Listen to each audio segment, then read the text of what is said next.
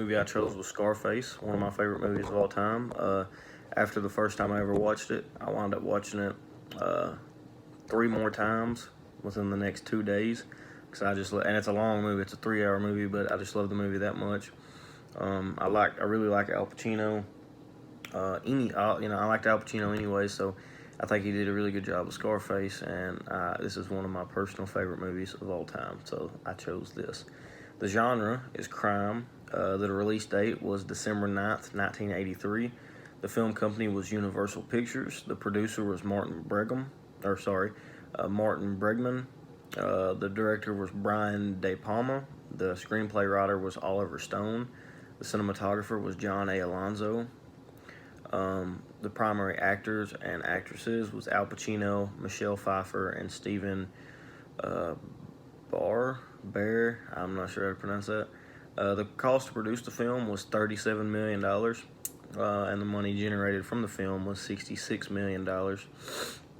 Real quick on the director, Brian De Palma, he almost was not the director of this movie. He almost chose another film to direct, but luckily stayed with Scarface.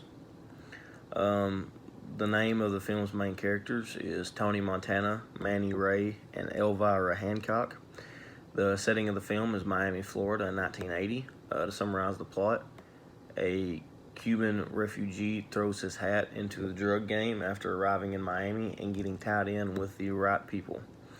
Primary message of this movie is that you can come up from nothing and have everything that the world has to offer, but you can also lose it quicker than you received it. A big symbol in this film is when the blimp goes by and says, "The world is yours." Tony took that to heart because he wanted to own the world with his success, eventually even having a statue in his mansion with the same quote on it, "The world is yours." The dialogue fit well with the movie setting of 1980s terms and Cuban accents / slang. The wardrobe and makeup and the sets fit very well for the setting of Miami in 1980, and it helped make the movie seem more realistic, considering the majority of the movie was not even filmed in Miami. It was filmed in Los Angeles, but it definitely did have a Miami feel.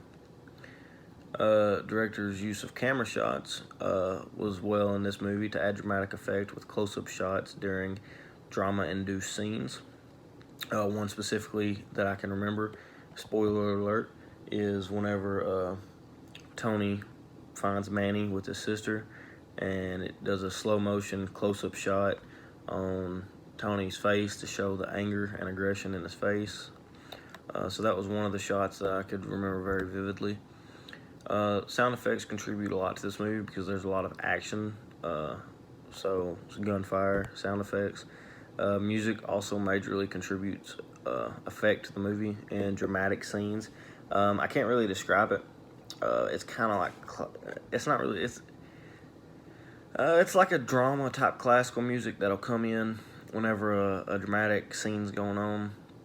If you watch the movie, you know what I'm talking about, but that's the best way I can describe it. It's like a dramatic classical whenever something's going down, that'll come on. Lighting was also used well in this movie to add a sense of bad activities. To certain scenes, like when they were exchanging illegal bills of money in the office. The lighting added a grim mood for the situation. Like I said before, very little of the film was actually shot in Miami.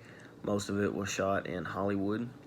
And Tony Montana's mansion is a real mansion in Los Angeles, and you can rent it for $30,000 a month. That is my film critique. To describe why I chose the